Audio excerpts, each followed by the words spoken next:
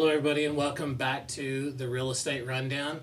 Today we have special guests from DeBault Title, both Michael and Brooke DeBault, owners of the title company. So welcome, guys. Thanks. Thank you Thanks for having us. So wanted to talk a little bit about title.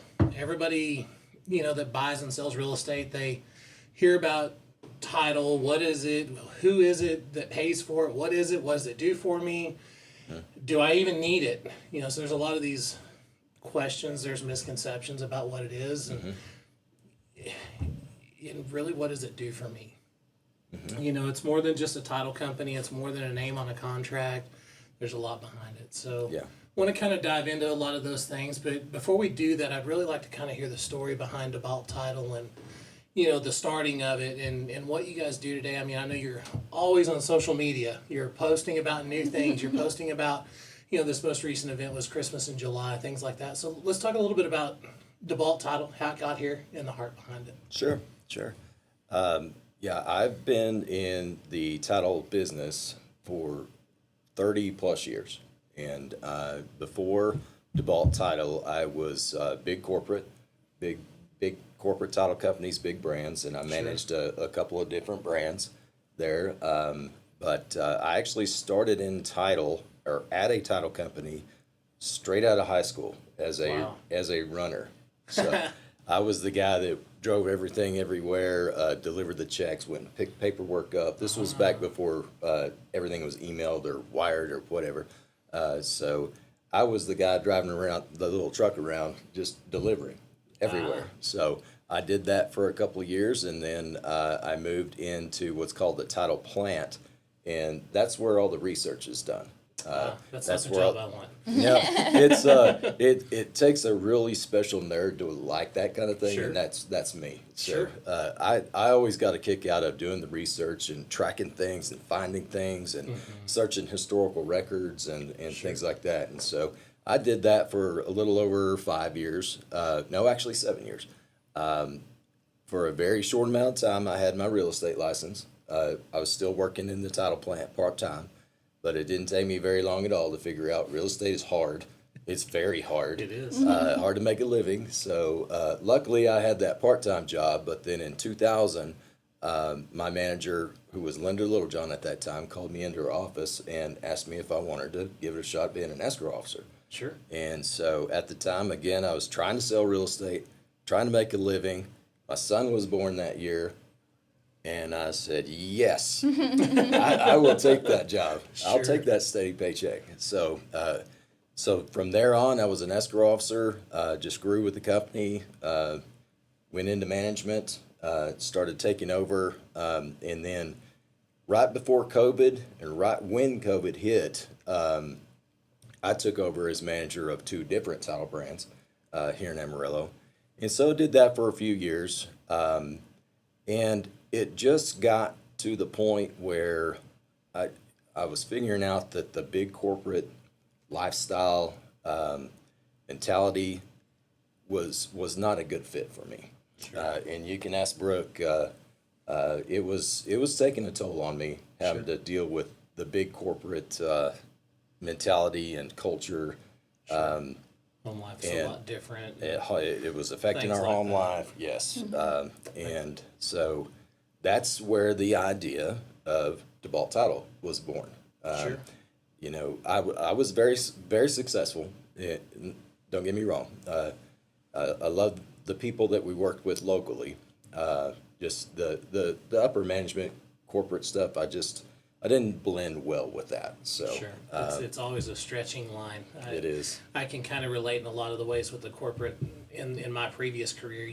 Working through the corporate life, and here's the line. Okay, next year let's stretch it. And sometimes it's more than just a number. It's about that customer service, and so I can understand some of that. In that regard of how that corporate can affect home life as well. Yeah, and it was, and Brooke and I, and honestly, if I hadn't gotten the kick in the pants from my wife, I probably wouldn't have had the courage to jump off and do something like this. But she was fully supportive, and she was basically like, I don't care if we go live in a shack.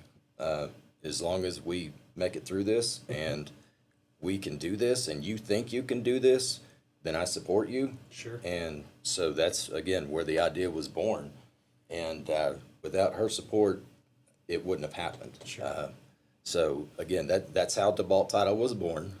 We partnered with a financial backer, and they have been completely awesome. The best partners you can possibly ask for, the Mitchells.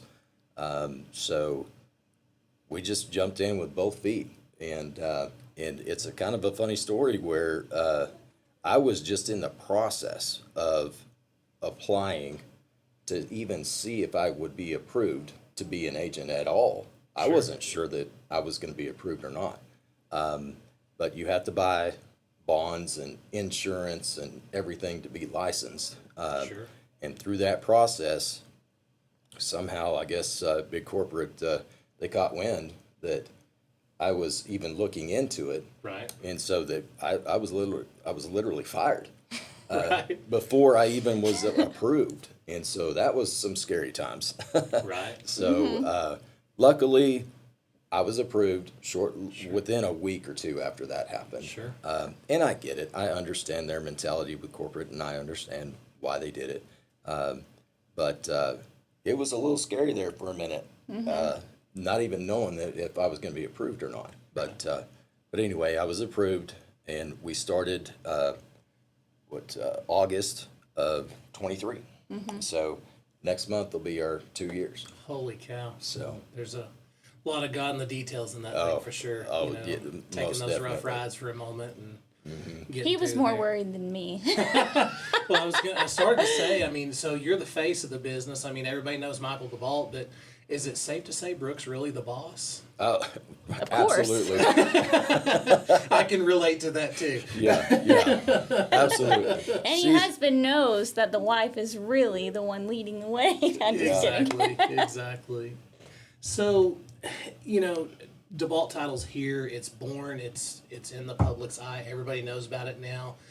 Tell us a little bit about what DeBault Title does, or any title for that matter. When it's just not a closing company where you go to sign papers to buy a house. I mean, there is so much behind the scenes that happens. Give us a little glimpse about kind of what those processes look like and how things progress through a transaction. I mean, it's not just sign a contract 30 days, I meet you, sign papers, and I get keys to my house. What's that gap in between? Yeah, basically from start to finish, the title company has actually two roles. Our first role is to research your title, make sure it's all good, and we actually write you a title insurance policy that guarantees that your title is good. We also write one for the lender. There's two different policies in a transaction if you're financing, because the lender wants to be insured they're in first lien position over any other lien. So that takes research to make sure there are no judgments, bankruptcies, anything that could affect the lien position for the lender. So that's their insurance policy. Now, the owner's policy insures the title and the ownership of the buyer, and it ensures that no one's going to come back and make a claim and take your house from you. Gotcha. So start to finish, basically, we start with your sales contract, whatever your agreement is, or the lender's refinance order. We set up the file, and that's when the research starts through the title plant. They go in, they search everything that could be searched, county records, bankruptcy, judgments, federal tax liens, mechanics liens, anything that could affect the title for either policy. And they go through that thing all the way back.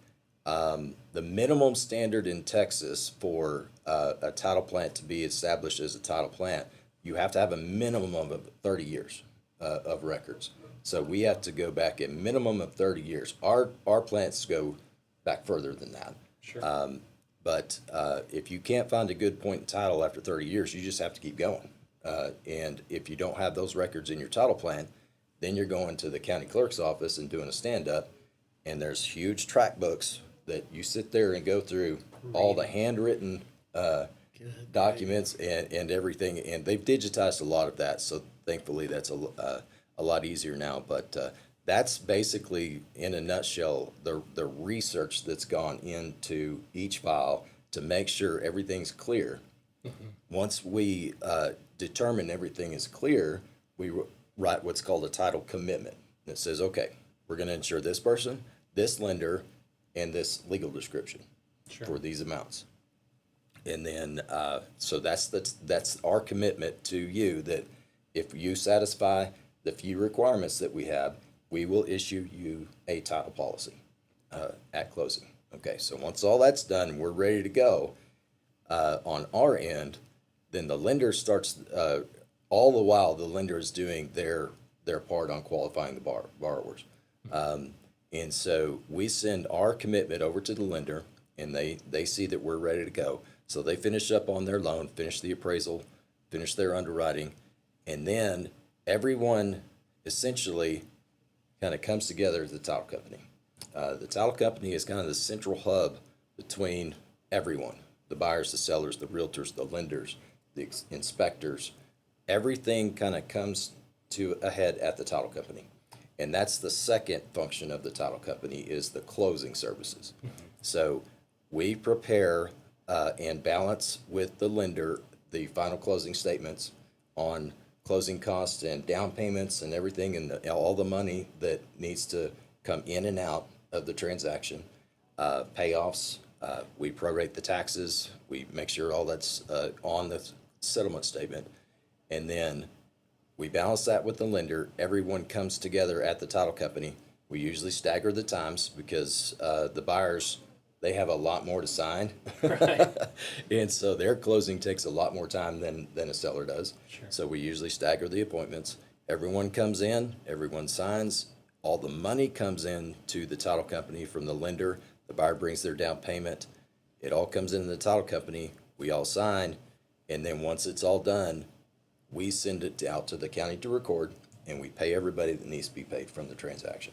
So the closing services includes taking in all the money and then turn around and distributing it back out to anybody that needs to be paid from the transaction.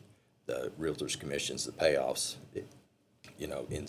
inspectors, things like that. So whoever. So really, a title company is truly a 100% neutral third party. You're not Correct. in favor of a buyer, in favor of a seller, in favor of a lender. You are there as essentially a checks and balances system. Correct. Too, to make sure that the buyer or the seller is not getting a penny more than what they're supposed to get or pay, depending on which side of the transaction you're on. Yeah. So We are the completely disinterested third party in the transaction, where everyone can come together. And again, we're completely disinterested in the transaction. We don't have a dog in the fight on any part of that. So that's the service that we provide, is being that disinterested third party for all of that to happen. You talked about the search of the title and going back that 30 years and sometimes further. From time to time we'll have situations where we're working with someone who mom has passed away, grandma's passed away, somebody's passed away in the family, and there's inherited properties, things like that. What does it look like? Can a title company, what we would call open title on a residence or a piece of property, to kind of do some of that legwork before something's listed? Sure, we're happy to do that. If when a realtor takes a listing and say it's an estate,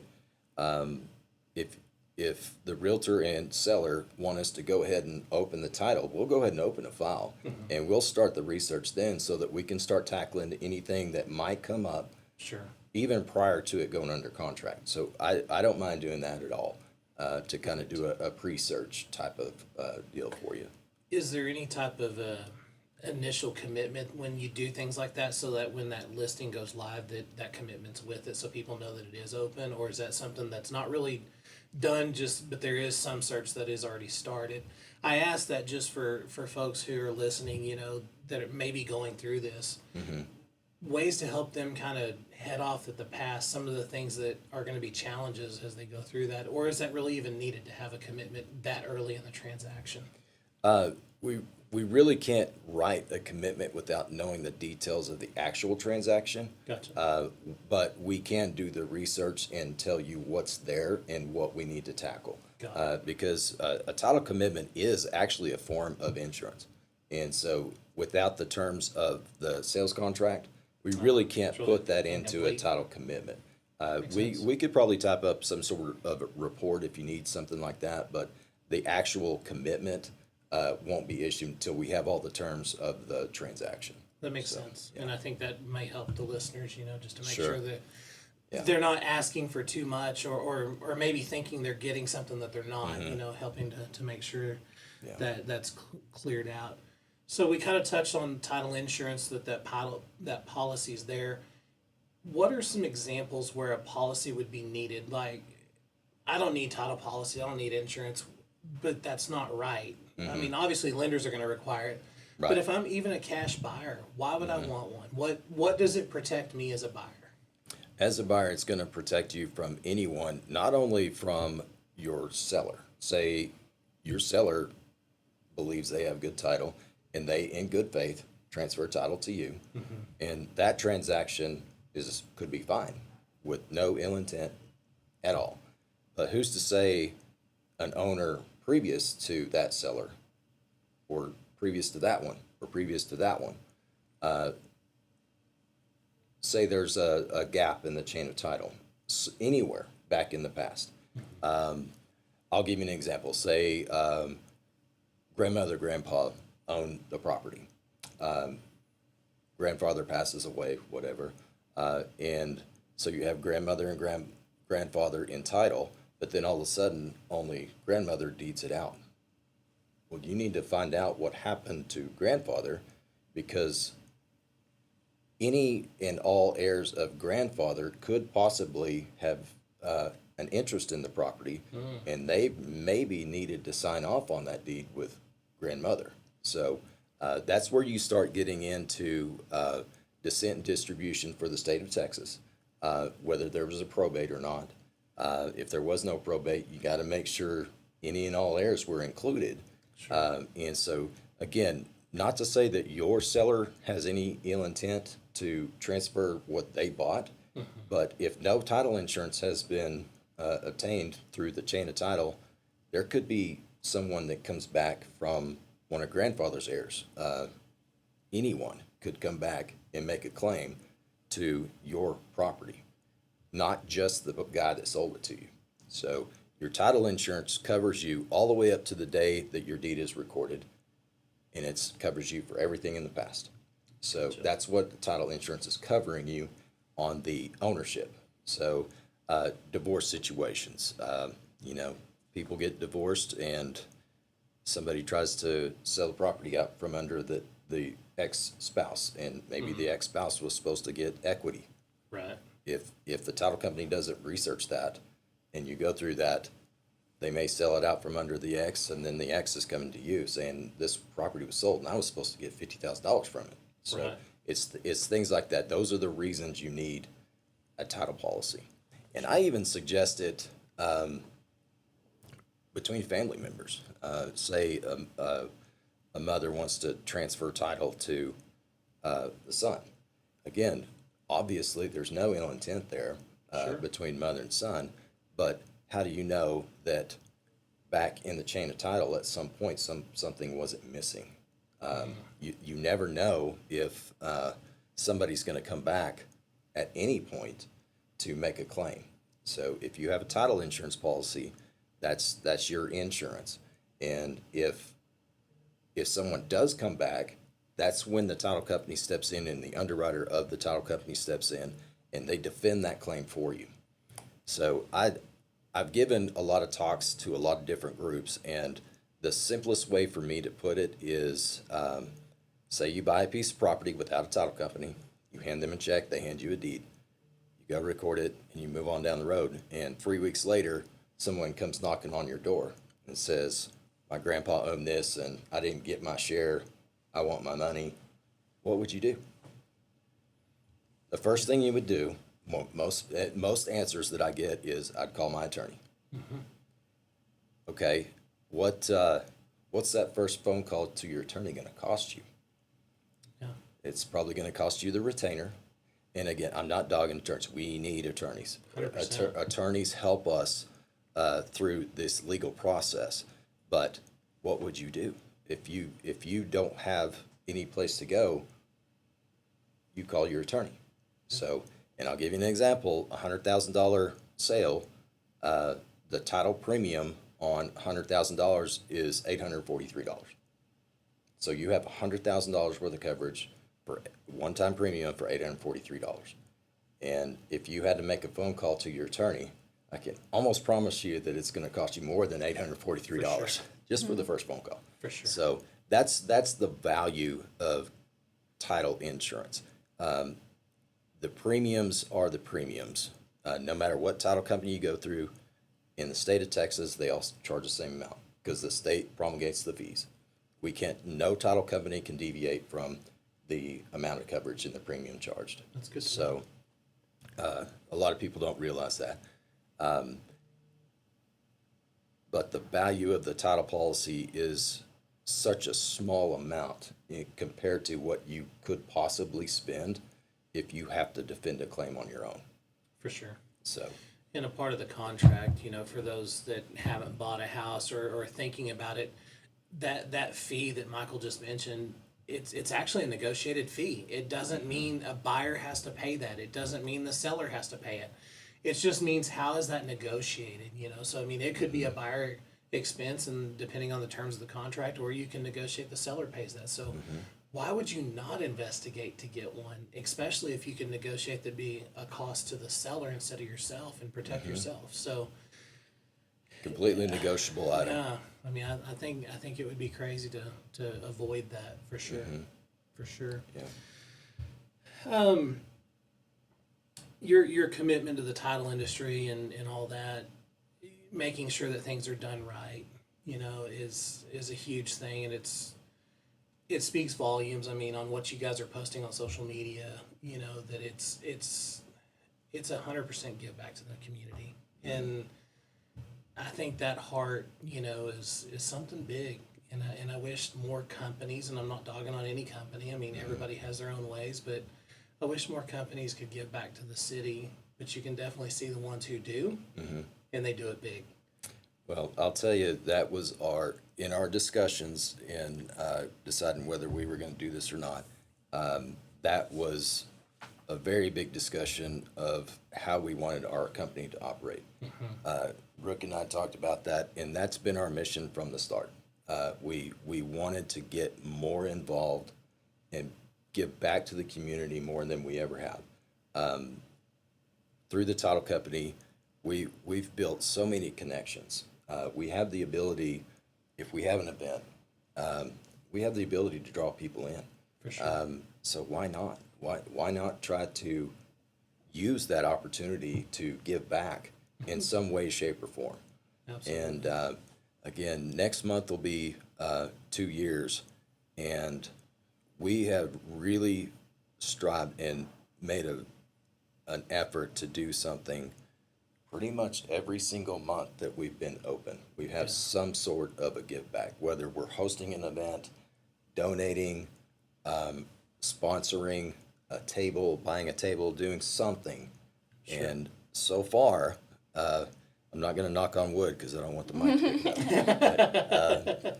We've been able to do something, sometimes multiple things, pretty much every single month that we've been open. That's and cool. That in itself is rewarding for being the business owners and being able to make those decisions in what we want to do with our money and our time and our efforts. And just that alone makes being a business owner worth it to me. And she is the brainchild behind all of that stuff, all of our social media, all of our branding, all the marketing, and that wasn't the plan to begin with. We were, I'm stubborn and maybe a little bullheaded. No. But I had, but I had my plan when I was doing all the research and getting everything together to get the company going. This was my plan. This is exactly how everything was going to go. And as you know, as a business owner, that never happens. Joke's on you. Joke's on me. So my plan, a lot of things didn't happen. A lot of things did happen. But once again, Brooke, if this hadn't if Brooke hadn't done what she does now, we wouldn't have survived. Sure. Based on my original plan, we probably wouldn't have made it. But because certain things didn't happen, Brooke saw the need, and she just took the reins without even After. asking. We need this, Sure. and so she took the reins, and she just did it, and she just took off. And turns out she's a genius at Right. marketing. I don't know about that. But I promise you, you are. Marketing and branding, those were two things that she really wasn't planning on doing Sure. in the original plan. But thank God she did, because Right. she's literally put us on the map. Our presence on social media, all of that, her organization of the events, all of that is all Brooke. I know title. That's what I know. Right. Yeah. You're the guy behind the scenes, and she's Yeah. the one trying to get the information out, and that works perfect. I mean, my wife and I, a lot of times I'm the stubborn, bullheaded. Let's just go get it done, and she's the softer, lighthearted one, and we balance each other out so well to keep that Yeah. day-to-day operation going. Because if it were my way, I would probably be in the failure category, because I tend to go a little hard-headed sometimes, and that's okay when it's needed, but not always is it needed. Right. So that's cool. Takes a team. It does. Yeah. So we've talked about the company. We've talked about what title is. We've talked about the benefits of insurance and the cost, the benefit cost analysis versus having to hire an attorney. We didn't talk about you guys. So tell us about you guys. When you're not at the title company, which, I mean, being a business owner, you're committed all the time, and I know that. But what do you guys do outside of work? Well, our son plays travel baseball, so that kind of answers all of those questions. that's all we do. Baseball, and more baseball. Yes. Baseball is life. baseball is and life. we do travel ball and the competitive West Texas League. So, and he's 100% baseball. He didn't play any other sports. Gotcha. And you literally can't get a baseball out of that kid's hand. Wow. Every day he wants to do something Sure. baseball, and so he just lives it, and we really enjoy it. I mean, it's a huge commitment. It's a huge time commitment. It's a huge expense, but that's literally that's our vacations. Sure. We go to a travel tournament and have a good time, and maybe stay an extra day here and there and Sure. turn it into a vacation. But Car for- shows too. for the most part, it's baseball, and I am a huge. I love cars, motorcycles. So I had a bunch of Harleys, but with the kids, that kind of Went by the wayside. way by the wayside because it just didn't make sense. Sure. There's just no time to ride them, and so we started getting into the classic cars. My dad was a car guy, and so it was kind of bred into me that to be a gearhead and things like that. And so we do the car shows, and that's another thing that we really enjoy is attending the car shows, because most of the time those are to benefit a nonprofit. Sure. And so Brooke is actually on the board for Braden's Gift, a nonprofit for kids with autism. And for the last 2 years, she and I both have organized the a car and bike show for them, and I'm on the committee to do that again this year. And That's so cool. we try to do stuff with the car guys and car Sure. clubs and things like that. We just the latest one we went to was a really good one for Hope Lives Here. It was the Props and Pistons car show out at Tradewinds. That was airplanes and cars, and that was really cool. Sure. So those types of things, that's really what we do. We just try to do what we can for the community for the most sure. part, even outside of DeBault Title. And it's just really enjoyable. The car scene it's such good people. Sure. And those are the kind of people we want to hang out with. So Have they set any more of the next event for the Braden's Gift, and how would somebody learn about that if they wanted to get more information on that, or maybe become a supporter of that? How can somebody go find that? They have a website, bradensgift.org. Okay. And like Michael said, we provide financial resources for kids and families with autism. Autism, it's on a spectrum, so every Sure. kid has different needs. Some are nonverbal, Some need very expensive therapies that can cost $60,000 a year. Oh gosh. And so what we do is we just step in and provide financially for these families however we can. The next event they have is October 4th, and that's at Reed Beverage. Okay. They have kindly donated their, I guess it's like their little community room to Braden Skip to host it there, their whole parking lot, open bar. They provided open bar. They're shout out to them. Reed Beverage is an absolutely amazing business. They give so much to the community. And so, like I said, October 4th is the car and bike run. It's going to be a lot of fun. There's vendors there, live and silent auction. So that's how people can go and help. Just go have a good time and donate where you can. Every dollar matters. Yeah. Doesn't matter how big or small. For sure. That's good to know. I didn't know all the ins and outs of it, but I had seen several of the posts about it and some of the events in the past that were done. So that's good to know a little bit more about it, for sure. So, I hear you're a cat lover. I was turned into a cat lover. He fought me the whole way. I did. And the funniest story about the whole cat thing, and for the listeners here, Brooke breeds Maine Coon cats. And so, but going back, the very first cat that we have, I've always had dogs my whole life. I never even had a cat growing up or anything. I was out of town one time, and she kept saying something about a cat. And I was like, no, I don't want a cat. No. My answer was no. So I went out of town, and I got back home around midnight, 1 o'clock in the morning, and it's dark in the house, and I go to bed, and there's a cat laying in my spot on the bed. I don't listen I don't like to be told what to do. Right. And so that was the first cat that we had, and it's been all, I would say downhill, but it's really been uphill. Has it? Since then.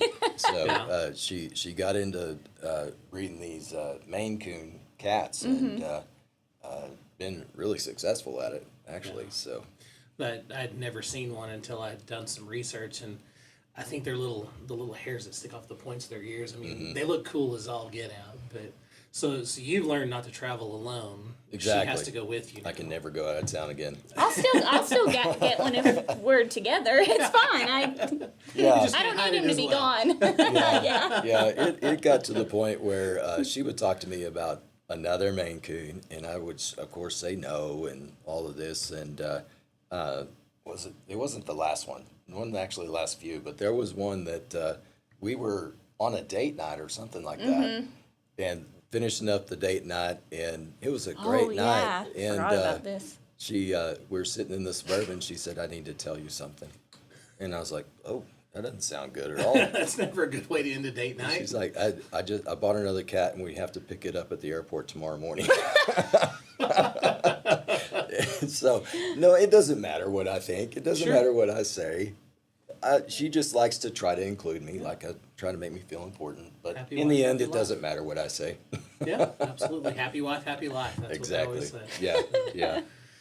So any final thoughts, or information you want to share to the listeners, about Title to help maybe answer some questions or maybe how to contact you to learn more about Title? I mean, obviously, we've got a set amount of time, and you really can't go into all the details. I mean, we could sit here and talk for days and probably still miss a lot.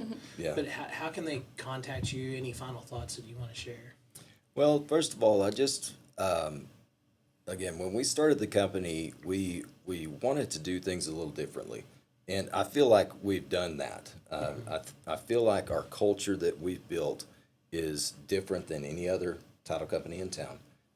We're doing things differently through her marketing and her branding, and her ideas about things are different than I ever did anything in my 30 years before now. Sure. So we just want to do something different.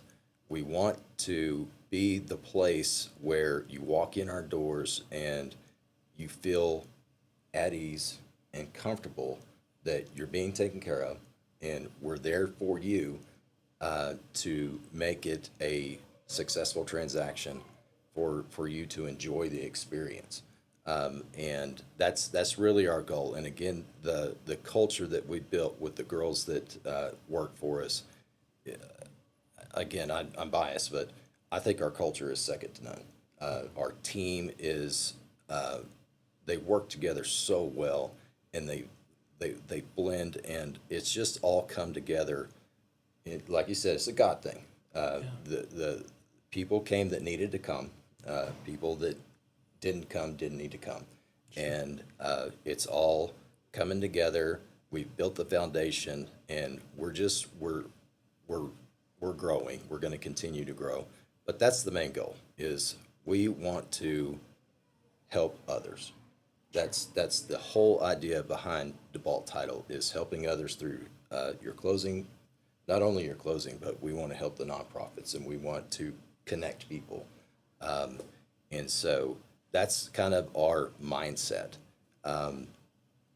So I think that's what makes us different from other companies and even other businesses. But for contact information, we are in Wellington Square, I-40 in Georgia. We're right next door to Macaroni Joe's, facing I-40 on the south side of the building. Office number is 806-425-3039. My cell phone number is 806-316-9826. Feel free to call, text anytime. Awesome. If anybody has a title question, feel free to text me, call me. I'm always here to help. Sure. That's awesome. Well, thank you both for your time. Thank you for your insights. Thank you for sharing a little bit more about Braden's gift, and perhaps giving some listeners some opportunity to go maybe get involved and give some money, help those in need.